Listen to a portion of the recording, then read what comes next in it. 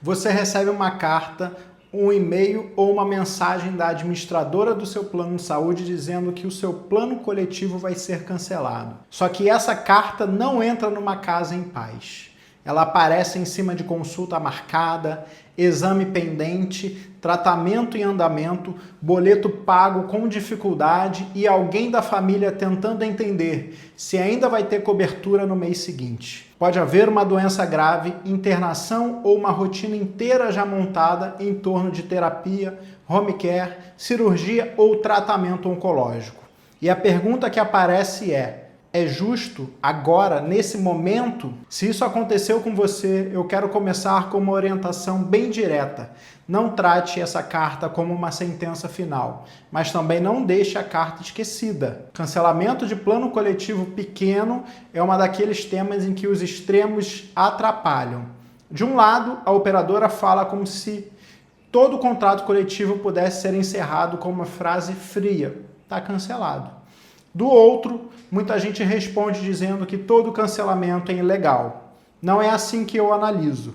Eu sou o Elcio Carvalho, advogado em Direito da Saúde, e neste vídeo eu quero olhar com você para o aviso de cancelamento do jeito que ele deveria ser olhado, com pressa suficiente para não perder tempo, mas com um cuidado suficiente para não te prometer o que o documento ainda não mostra. Antes de entrar no STJ, eu separaria duas perguntas para você.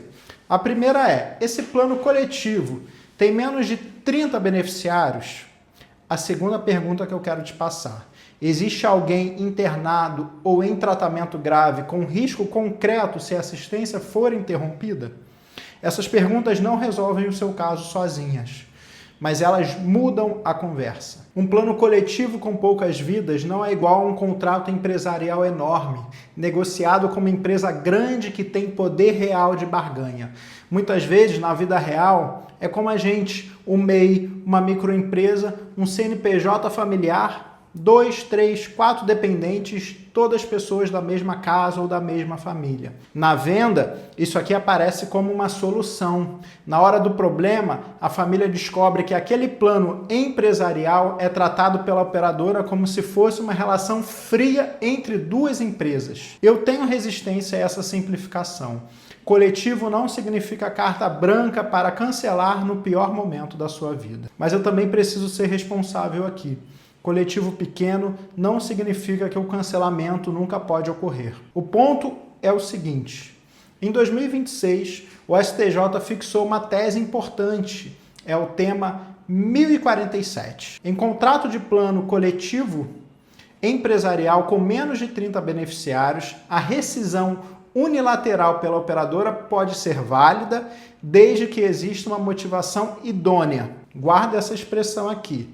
Motivação idônea. Ela é curta, mas tem muito peso.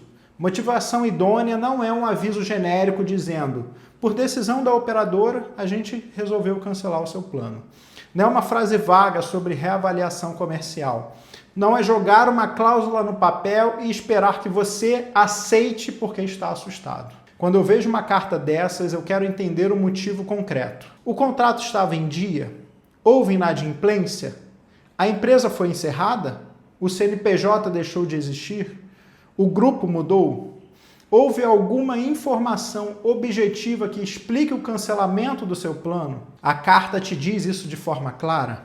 Se a resposta formal não permite entender por que o plano acabou, isso aqui deveria acender um alerta para você. Não é uma vitória automática, é um alerta. E alerta em direito da saúde pede o quê?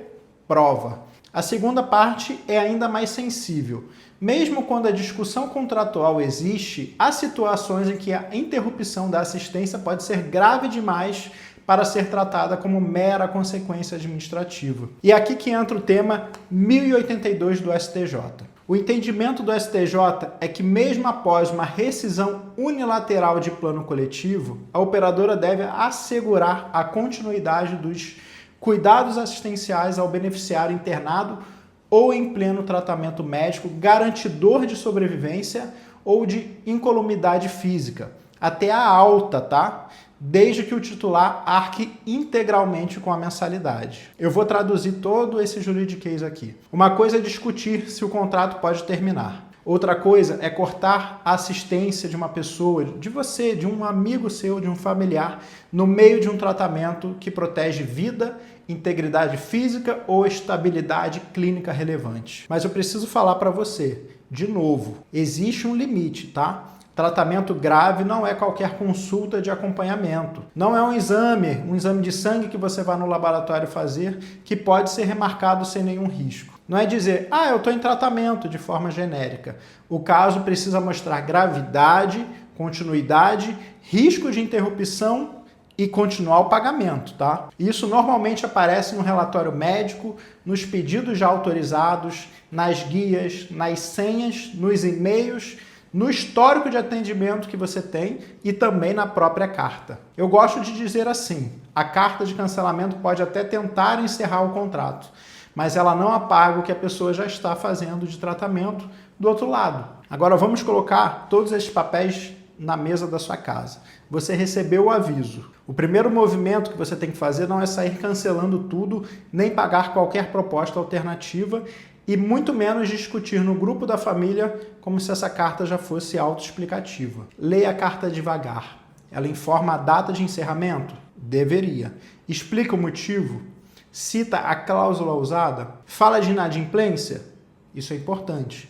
Menciona a quantidade de vidas? Eles te indicam alguma opção de migração ou portabilidade ou a continuidade desse contrato? Diz alguma coisa sobre beneficiário internado ou em tratamento? Se essa carta é fria, ela é vaga, você precisa guardar essa carta. Depois olhe para o seu contrato do plano.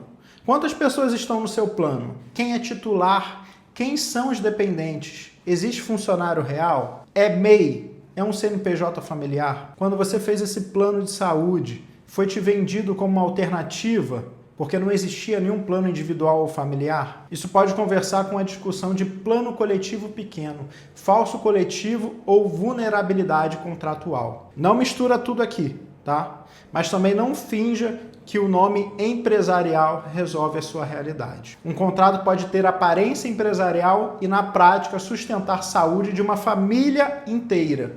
Depois vem o tratamento. Aqui eu vou ser muito objetivo. Existe internação? Existe quimioterapia, imunoterapia, home care complexo, alguma cirurgia em curso? Tem tratamento de uma doença grave? Existe alguma terapia essencial cuja interrupção possa causar uma piora relevante no seu caso ou de algum parente próximo? Essa ciência da operadora aparece em autorização anterior. As guias, as senhas, os relatórios, os e-mails, o histórico. Está percebendo aqui? Se a operadora sabia que havia tratamento relevante em curso, o cancelamento precisa ser analisado com muito mais cuidado. O relatório médico tem papel central aqui, tá?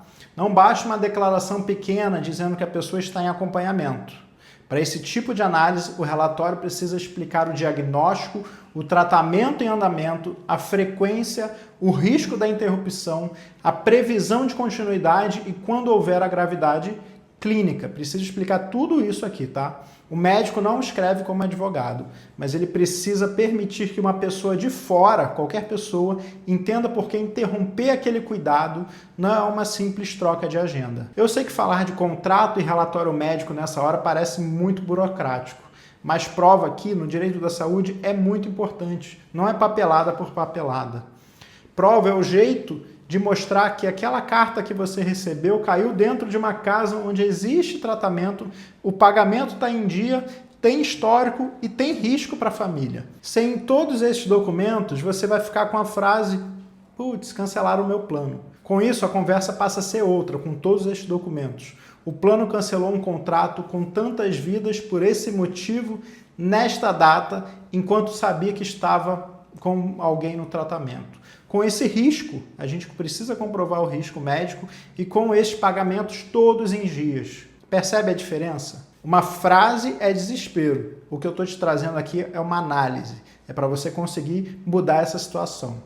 Agora, o que eu não faria se eu fosse você no susto? Eu não deixaria de pagar a mensalidade por raiva ou por alguma orientação de outra pessoa. Se a discussão envolve continuidade assistencial, pagamento aqui pode ser um ponto sensível. Eu não aceitaria uma migração ou troca de plano sem olhar carência, rede, cobertura, doenças pré-existentes, tratamento em curso e os prazos.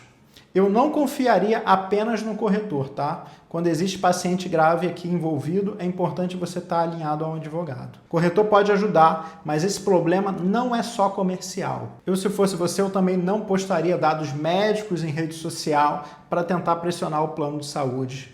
E não acreditaria em promessa de mantém para sempre ou liminar garantido, a que algum outro profissional te disser. Promessa assim pode acalmar por 5 minutos e atrapalhar sua vida depois. O que eu estou te trazendo aqui é mais sóbrio. Você precisa entender a carta, separar a prova, manter registro dos pagamentos e avaliar o risco da interrupção. Quando alguém te disser é coletivo e acabou, não tem o que fazer, faça uma pergunta antes de aceitar. Qual é o motivo concreto do cancelamento? Eu quero também falar com quem contratou pelo MEI ou por um CNPJ familiar. Muita gente não fez isso por estratégia empresarial, fez porque foi a única alternativa oferecida. Usa o seu CNPJ que é mais fácil e pelo MEI é mais barato, plano individual não existe mais. Depois de anos pagando, quando vem o cancelamento, a família descobre que aquele formato pode ter efeitos sérios. Isso não significa que todo MEI é um falso coletivo. Não significa que ter poucas vidas no contrato sozinho resolve o caso,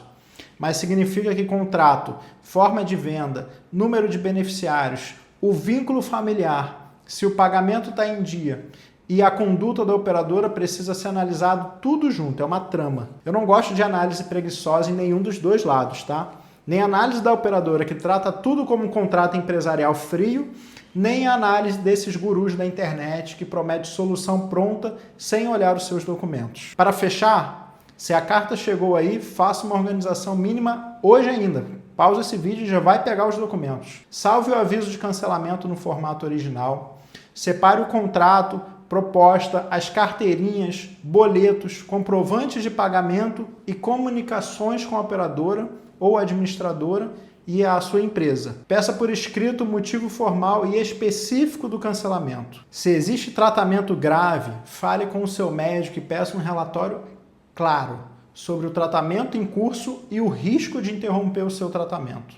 Anote datas importantes, recebimento da carta, data prevista de encerramento, que normalmente eles dão um prazo, pode ser 60, 90 dias, pagamentos em dia, autorizações recentes, início do tratamento e próximos atos médicos. E com toda essa documentação organizada, busque uma avaliação responsável. Não para você entrar em guerra por impulso, para não aceitar como destino uma carta que talvez precise ser contestada. Se esse vídeo te ajudou, se inscreve aqui no canal, compartilha com alguém que recebeu um aviso de cancelamento de plano coletivo. Aqui eu tento fazer uma coisa simples, trazer a tese jurídica para a mesa da família. Onde a carta está aberta, alguém está tentando respirar antes de decidir. A carta não é o fim da conversa, ela é o começo da análise. Qualquer coisa, eu estou aqui para te ajudar para uma análise e eu te vejo no próximo vídeo.